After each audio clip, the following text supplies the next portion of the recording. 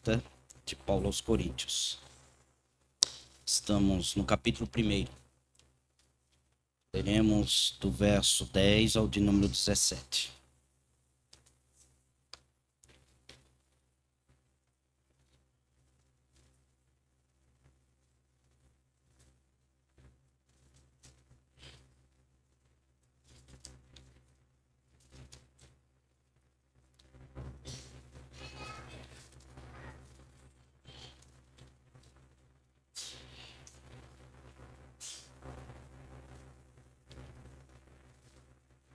Eu vou ler, os irmãos acompanham. Do verso 10 ao de número 17 do capítulo 1.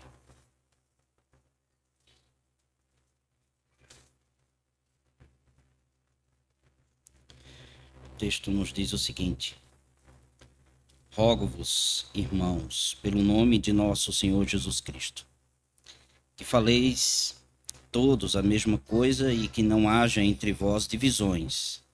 Antes, sejais inteiramente unidos na mesma disposição mental e no mesmo parecer. Pois a vosso respeito, meus irmãos, fui informado pelos da casa de Cloe de que há contendas entre vós. Refiro-me ao fato de cada um de vós dizer: eu sou de Paulo, e eu de Apolo, e eu de Cefas, e eu de Cristo. Acaso Cristo está dividido? Foi Paulo crucificado em favor de vós, ou fostes, porventura, batizados em nome de Paulo?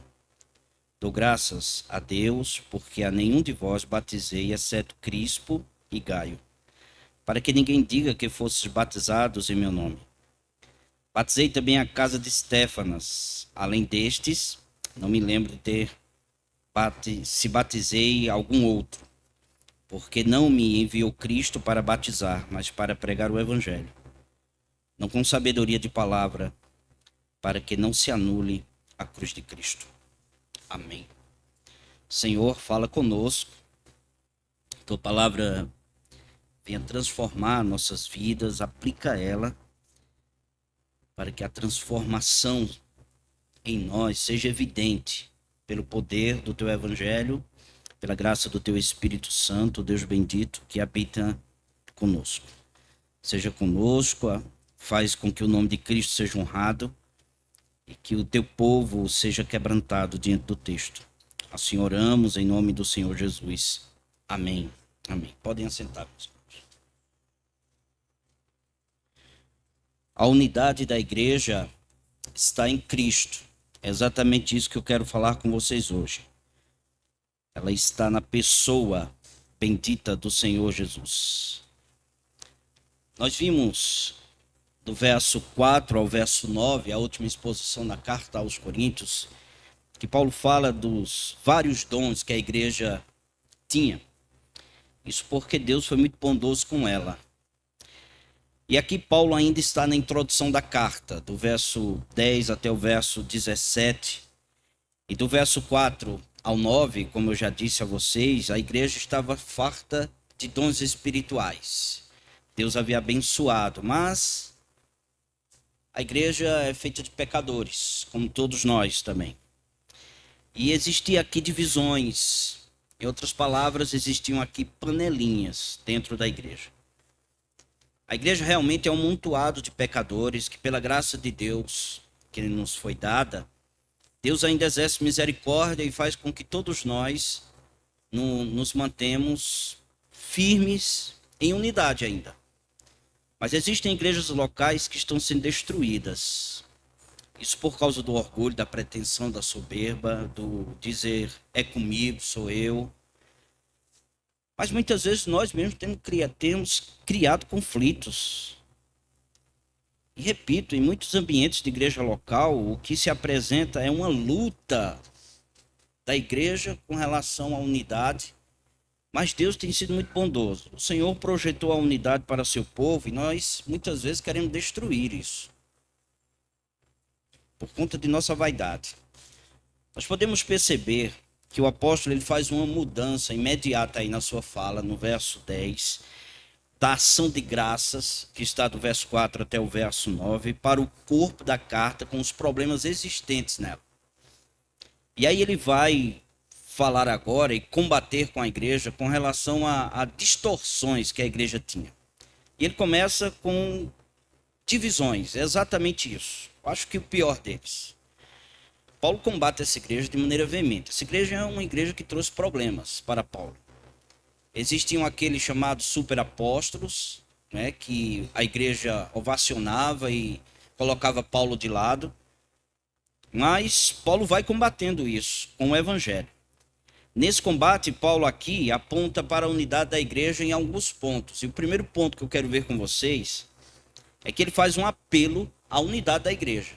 Está logo no verso 10. Veja o que ele diz. Rogo-vos, irmãos, pelo nome de nosso Senhor Jesus Cristo, que faleis a mesma coisa, que não haja entre vós divisões, antes sejais inteiramente unidos na mesma disposição mental e no mesmo parecer. Embora existam alguns argumentos em favor dessa palavra rogar, ou rogo-vos, que também pode ser suplicar, alguns intérpretes dizem que Paulo está usando aqui de um artifício retórico para chamar a atenção da igreja para a sua autoridade apostólica. O propósito de Paulo aqui não é mostrar a sua autoridade, aqui, ele vai mostrar mais à frente. Mas ele quer falar da urgência aos irmãos com respeito de como o senhorio de nosso Senhor Jesus Cristo deve criar unidade em seu povo. Nós andamos em unidade exatamente por reconhecer o senhorio de Cristo. É isso exatamente que Paulo vai mostrar aqui. Então Paulo os exorta, como exorta a todos nós também, de maneira pastoral, de maneira positiva, pois ele chama, veja, irmãos espirituais. Ele fala de fraternidade aqui. Meus irmãos, nós somos irmãos, é isso que ele está dizendo. Desculpa a redundância, mas é isso.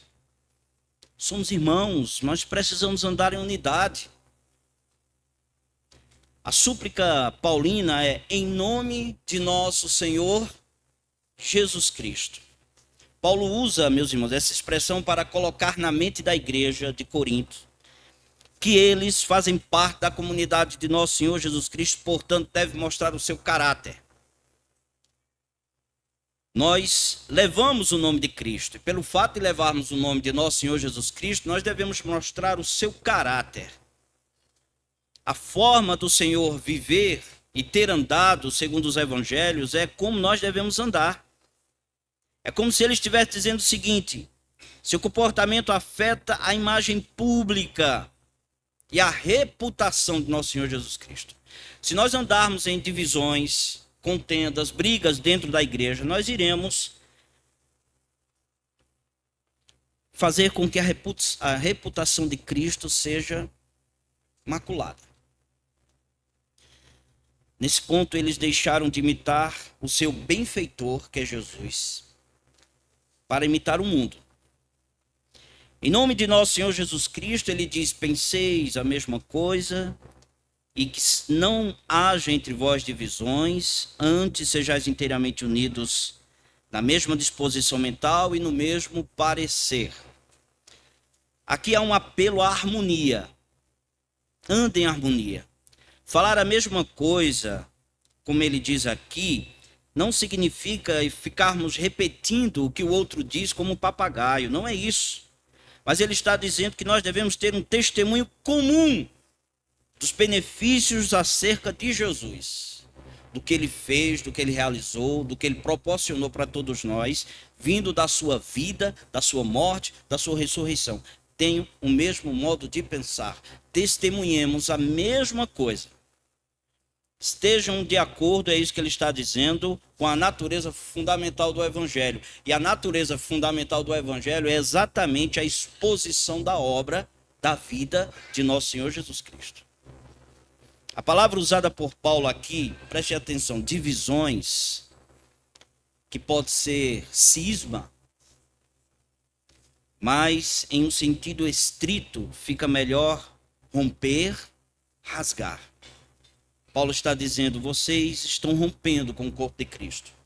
Vocês estão rasgando o corpo de nosso Senhor Jesus Cristo, que é a igreja. Esse entendimento de romper, de rasgar, fica melhor entendido para nós. Eu não devo em nenhum momento romper o que Deus uniu pela obra de nosso Senhor Jesus Cristo, que é a sua igreja, que é o corpo do Senhor. Mas depois que ele fala da palavra divisões, ele também diz assim, inteiramente unidos. Não é o que diz o texto? Veja, sejais inteiramente unidos. E é bom a gente olhar para a palavra divisões como rasgar ou romper e olhar para esse inteiramente unidos, que traz o sentido de restaurar, de consertar, de estabelecer a ordem intencionada que Deus projetou para a igreja. Então, a melhor maneira de nós entendermos essa palavra inteiramente unidos, com divisões, é olhando para Marcos, o Evangelho, capítulo 1, verso 19, onde ele usa essa mesma palavra para falar onde os apóstolos estavam consertando as redes, que haviam se rompido com a força do peixe. Então, eles estavam ali consertando as redes. Eu vou citar o texto, capítulo 1, verso 19, que diz o seguinte. Um pouco mais adiante, falando de Jesus, viu Tiago, filho de Zebedeu, e João, seu irmão, que estavam no barco consertando as redes, porque ela havia se rompido, rasgado. Então Paulo usa essa mesma palavra para dizer que eu e vocês devemos consertar aquilo que está rasgando o corpo de Cristo. Eu e vocês precisamos restaurar, se houver alguma divisão, imediatamente o corpo de Cristo. A unidade está na disposição mental e o parecer, que refere-se à unidade em termos da mensagem contida no Evangelho. Consertem isso. Não rasguem o corpo de nosso Senhor Jesus Cristo. A realidade da divisão está aí no verso 11 e 12, quando ele diz assim: pois a vosso respeito, meus irmãos, eu fui informado pelos da casa de Cloé, algumas traduções traz Cloé, mas aqui a minha traz Cloé, de que há contendas entre vós. Refiro-me ao fato de cada um de vós dizer: eu sou de Paulo, eu de Apolo, e eu de Cefas, e eu de Cristo. Meus irmãos, a realidade da divisão na igreja de Corinto veio ao apóstolo por uma informação.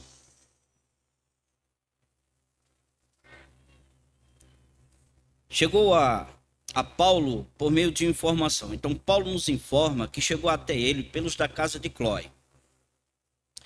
O nome dessa mulher, ela não aparece em nenhum outro texto do Novo Testamento. Nenhum outro. E aí fica muito difícil fazermos algumas ligações com o seu nome. Alguns têm entendido que a casa de Cloé era uma congregação que existia na cidade de Corinto, onde o povo de Deus reunia-se para adorar o Senhor. E alguns irmãos representantes levaram a notícia da divisão até Paulo. Mas não podemos dizer isso ao certo. Não há certeza sobre isso. Então eu quero pensar junto com vocês com relação a esse texto. Se vocês lembrarem, nós vimos na introdução que a igreja de Corinto, ela havia mandado representantes dela até o apóstolo Paulo com várias perguntas. Por esta razão, no capítulo 7 ele começa a responder algumas questões sobre casamento, no capítulo 8 ele vai falar sobre carne sacrificada aos ídolos, porque existiram várias perguntas ao apóstolo e ele vai respondendo na própria carta e, se Deus permitir, no desenvolvimento dela, na exposição dela, nós iremos ver isso. Mas só que essas perguntas levadas ao apóstolo por meio de uma carta, está no capítulo 16, verso 15 e 17, por Estéfanas, Fortunato e Arcaico, não pelos da casa de Cloé. Então isso descarta a casa dela.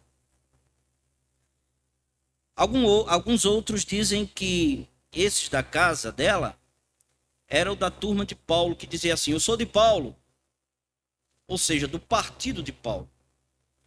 Mas fica difícil nós imaginarmos Paulo acolher essa informação de um grupo que estava criando divisões dentro da igreja.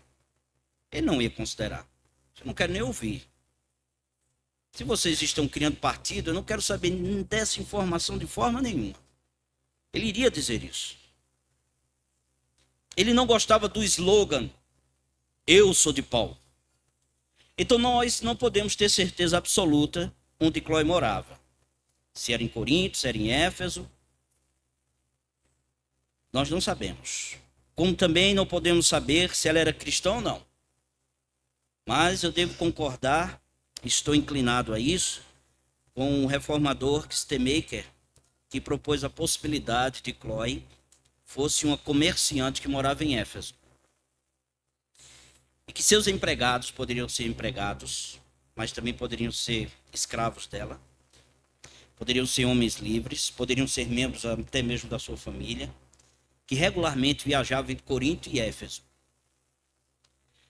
E conheciam bem a igreja e havia informado a Paulo, porque Paulo aqui estava em Éfeso. O que é que nós aprendemos aqui diante de tudo isso? Nós aprendemos duas coisas. Primeiro, quando você for dar informação ao seu pastor ou aos presbíteros de alguém que está andando divorciado do evangelho, se comprometa e diga assim: eu assumo. Pode falar com ele, pode falar com ela. Esse é o primeiro ponto. Segundo, você poderia dizer: eu não quero me comprometer. Eu não vou falar para o pastor, não vou falar para os presbíteros da situação de determinado irmão que está criando divisão dentro da igreja. Eu não vou falar que eu não quero me comprometer. Pois bem, você pode fazer isso, porém Cristo está vendo você. Mais sensato é você ir falar com o irmão, como nos ensina a palavra, exorte-o. Se não se arrepender, chama os presbíteros.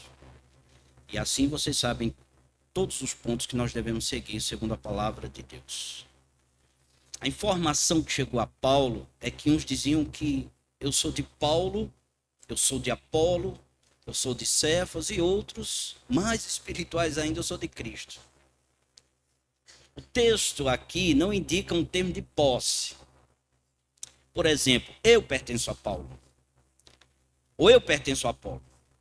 Paulo não está se referindo a divisões entre escravos e senhores, ou eu pertenço, mas a desavenças causadas por alianças que criaram divisões dentro da igreja. Existem irmãos que criam alianças dentro da igreja em detrimento de outros grupos, do restante dos irmãos. O texto não nos dá nenhuma indicação se essas alianças eram políticas, sociais, étnico-racial, pessoal ou alguma combinação de todas elas. O conteúdo da divisão para alguns intérpretes é a sabedoria. E esta sabedoria, que se torna às vezes um jargão, ou se tornou um jargão na igreja de Corinto, dava o direito a eles de vangloriar-se. E levava certos grupos a afirmar que essa sabedoria específica conferia uma espiritualidade superior. Ou seja, eu gosto da eloquência de Paulo, eu gosto da eloquência de Apolo, eu gosto da eloquência de Cefas, mas eu fico com a eloquência de Cristo. E pelo fato de criarem isso, estavam criando exatamente divisões, rompendo o corpo de nosso Senhor Jesus Cristo. A preocupação de Paulo não está no conteúdo dos pregadores, e sim na perturbadora divisão. Paulo faz questão de destacar que ele e Paulo, ele e Apolo, melhor dizendo, são colaboradores. Eu plantei, Apolo regou, mas o crescimento veio do Senhor. Está no capítulo 3. Com respeito a Pedro, nós não sabemos se Pedro visitou Corinto, não dá para saber, mas uma coisa é certa, eles conheciam Pedro. Que beira a blasfêmia é dizer que é de Cristo, em detrimento dos outros, como se os outros não tivessem o Senhor Jesus. Vocês perceberam a gravidade disso? Por isso que Paulo vai fazer a pergunta: será que Cristo está dividido? Está aí no verso 13, veja o que ele diz. Acaso Cristo está dividido? Foi Paulo crucificado em favor de vós? Ou fostes porventura batizados em nome de Paulo? A pergunta de Paulo é um não muito grande. Cristo não está dividido.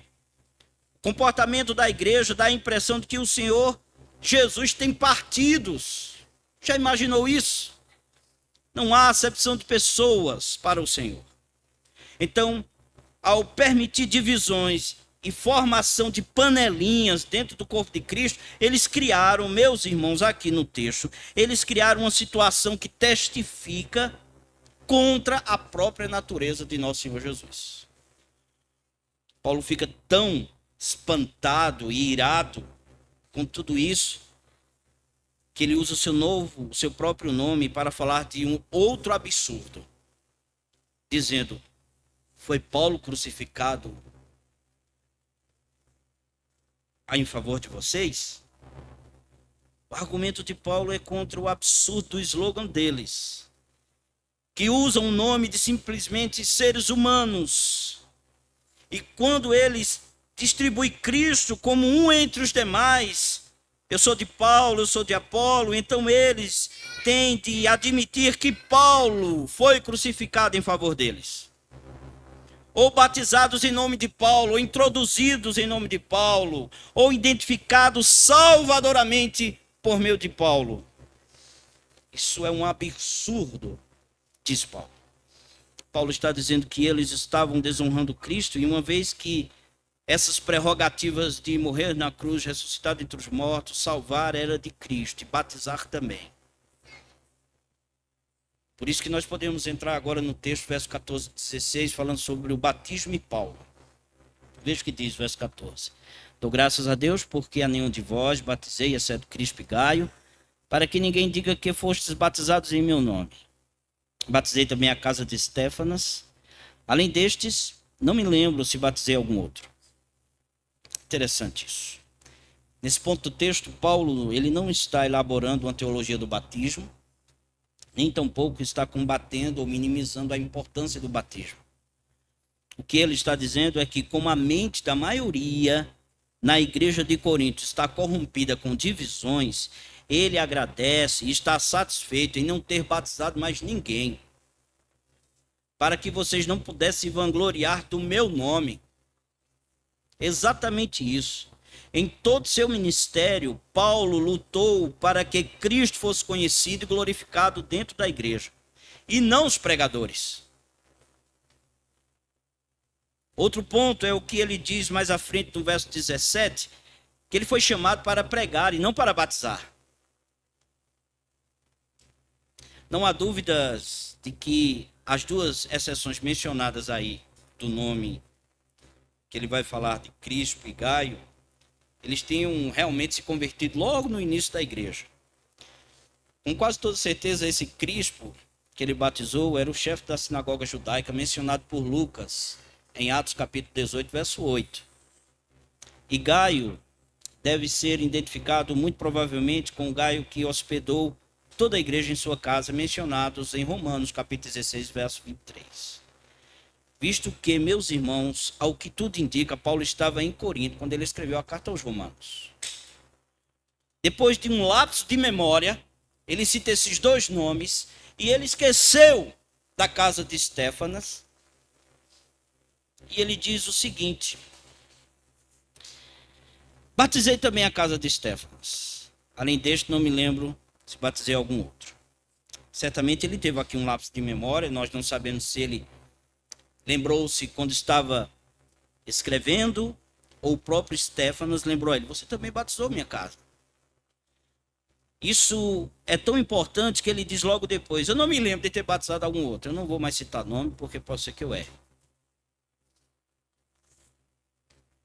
Mas eu dou graças por não ter batizado. Veja que coisa. Parece que Paulo era contra o batismo.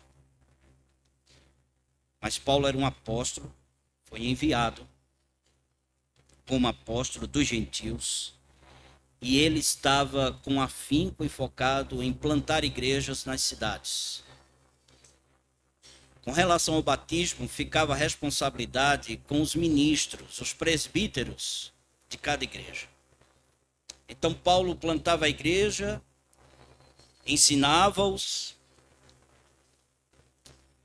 consagrava presbíteros, e os presbíteros ficavam para batizá-los. É o que nós podemos inferir no texto. O terceiro ponto e último é a centralidade da cruz de Cristo. Paulo fala isso logo no verso 17, veja. Porque não me enviou Cristo para batizar, mas para pregar o evangelho, não com sabedoria de palavra, para que não se anule a cruz de Cristo. Vamos lembrar, meus irmãos, que tendo um ambiente competitivo na cidade de Corinto, na igreja, é bem possível que os vários benfeitores que existiam ali, benfeitores eram homens, mulheres, ricos que existiam na cidade, que haviam se convertido e haviam congregados à igreja exatamente nas suas casas. Essas pessoas eram muito gratas exatamente pelo fato de terem recebido o evangelho por meio da igreja, dos irmãos, e eles abriam as portas para que a igreja reunisse ali, com a finalidade de que o evangelho se propagasse na cidade. Então, o objetivo de Paulo nesse contexto é ressaltar que as panelias e divisões tinham um efeito destrutivo sobre o evangelho, que vocês estão congregados e ouvindo o evangelho. Portanto, quando ele chama a atenção para o fato de que ele foi enviado para proclamar o evangelho, mas não com sabedoria eloquente, é isso que ele está dizendo, não com sabedoria de palavras, ele não procura criar uma distinção entre a proclamação e a sabedoria. Ele não faz isso. Antes ele busca minimizar a personalidade do ministro. Exatamente isso que ele quer dizer. Ele argumenta que os ministros que exaltam a si mesmos, ainda que em nome da fé, não proclamam o evangelho. O objetivo de Paulo não é conseguir seguidores para si, mas é estabelecer uma comunidade capacitada pelo nosso Senhor e Salvador Jesus. Ele não é um ministro de dizer, olhem para mim, vejam o que eu faço, vejam o que eu fiz, vejam o que eu falei, vejam como eu preguei, vejam o que eu ensinei. Mas olhem para o Senhor. Então Paulo quer ensinar que igrejas com panelinhas e divisões maculam o caráter de Deus. Porque Deus é retratado nas Escrituras e mostrado, é apresentado como Deus triuno. Meus irmãos, o que é que nós aprendemos aqui? Quais as aplicações desse texto para nós? A primeira aplicação é que Cristo não está dividido. Muitas igrejas passam por dificuldades relacionadas a comportamento que geram divisões dentro da igreja. Quer essas divisões sejam causadas pela personalidade forte da pessoa, por convicções políticas, por preferência de certos tipos de músicas ou programações, por algum jargão teológico ou por alguma outra coisa, acabam eles ofuscando o evangelho do Senhor. Se Cristo veio derrubar a parede de separação, como ele diz, Paulo diz no capítulo 2, verso 14 de Éfeso, nós muitas vezes queremos construir uma barreira. Um muro que causa divisões dentro da igreja. Deus nos livre disso. Uma igreja que vive em rixas e brigas é uma igreja desprovida do testemunho do evangelho. Em segundo lugar, nós devemos ter unidade e concordância. O texto diz, faleis a mesma coisa, ou ter o mesmo propósito, não são sinônimos de concordância absoluta. Veja, concordância absoluta em todas as questões da igreja, porque cada um de nós temos um pensamento diferente do outro. O que se elimina aqui é a ideia de que somente eu estou certo. Eu estou certo. Eu estou certo. Deve ser assim. Interesses egoístas não têm espaço na igreja do Senhor e devem dar lugar ao propósito maior de criar uma comunidade que imite o Senhor Jesus, para a glória do seu nome. Terceiro, poder transformador de nosso Senhor Jesus. A igreja sempre corre o risco de rebaixar-se à mera expressão religiosa da cultura que está ao nosso redor. Não deve ser a cultura que deve ditar os métodos da igreja. Nós temos os próprios métodos que estão nas Escrituras. Devemos segui-los. Quantas propostas nos chegam para imitarmos a cultura e atrair pessoas? Como comunidade de Cristo, a igreja deve dar testemunho de uma reforma de valores e uma construção de prioridades que está contida no Evangelho do Senhor. A igreja é uma comunidade escatológica alternativa. Nós somos o povo de Deus que está vivendo os últimos dias, desde a vinda do Senhor até a sua volta. O povo de Deus está chegando aos últimos dias, ao encontro do Senhor e Salvador Jesus Cristo, e nós precisamos ser uma alternativa para o mundo pagão. Uma alternativa de amor, de unidade, de paz, de proclamação do Evangelho, dos valores do reino do Senhor que estão contidos no Evangelho. Quarto ponto. Os líderes precisam ter cuidado com os aplausos. Nós que estamos na frente, ou à frente. Vamos tomar o exemplo de Martinho Lutero. Conta-se que, quando o reformador soube que seus seguidores eram chamados de luteranos, ele se enfureceu e disse: quem é Lutero? Ele era manso, viu? Ele disse: o ensino não é meu. Como eu, um pobre verme, com um nome perverso, posso levar o nome da igreja do Senhor assim, ou a igreja levar o meu nome assim?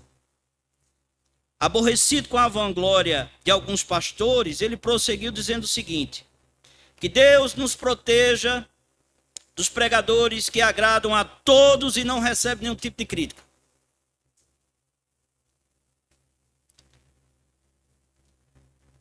Os ouvintes deveriam dizer, ele diz: eu não creio em meu pastor. Eu creio na mensagem que ele prega do meu Senhor. Em nosso tempo, como naquela época, facilmente pastores e líderes espirituais se envolvem nessa mesma busca, até muitas vezes de modo inconsciente. Esse texto lembra que a comunidade de Cristo, qualquer um que não esteja nele, está perdido. E aquele que cria divisões dentro da igreja está rasgando, rompendo o corpo de Cristo. E nós não fomos chamados para isso, mas fomos chamados para a paz. Que Deus nos ajude. Em nome do Senhor. Vamos ficar de pé, meus irmãos, e orar.